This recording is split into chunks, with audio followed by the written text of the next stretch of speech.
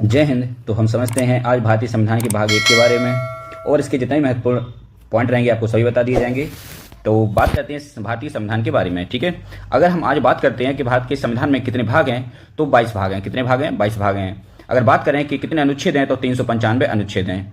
उसके बाद अगर बात करें कि अनुसूचियां जब संविधान बना था तब कितनी थी, तो 8 थी, लेकिन आज वर्तमान में देखा जाएगा तो कितनी है? 12 अनुसूचियां हैं। ऐसे ही अनुच्छेद, अगर अनुच्छेद देखा जाए तो कम से कम आज 470 अनुच्छेद हो चुके हैं, लेकिन कहीं ना कहीं वो जैसे कि 19 में ही है तो 19 के का, ख, ग, घ इस तरीके जोड़े गए हैं, तो ऐसे लगभग 470 हो गए हैं। लेकिन अगर देखे जाए अगर नंबर वाइज तो आज भी हमारे 395 अनुच्छेद हैं, ठीक है। और आगे बात करते हैं इसी तरीके से कि अगर बात करें भाग 1 के बारे में, तो भाग 1 को हम जब पढ़ेंगे तो हमें इसमें अनुच्छेद 1 से लेकर 4 तक पढ़ना पड़ेगा।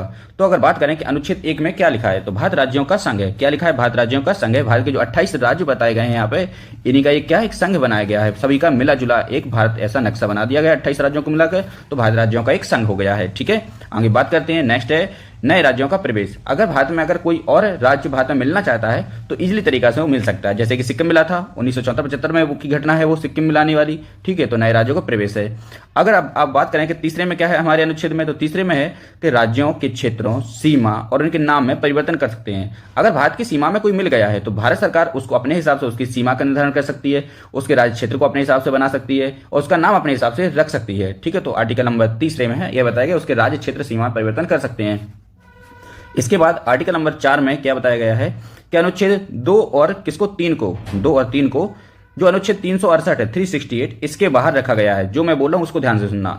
अनुच्छेद 4 में बताया गया है कि अनुच्छेद 2 और 3 को 368 के बाहर रखा गया है। अगर बाहर नहीं रखा गया होता तो वह अपने नाम क्षेत्र परिवर्तन नहीं कर सकते थे, उसमें राष्ट्रपति की कंसल्ट जरूरी थी, इसलिए 368 के बाहर रखा गया है।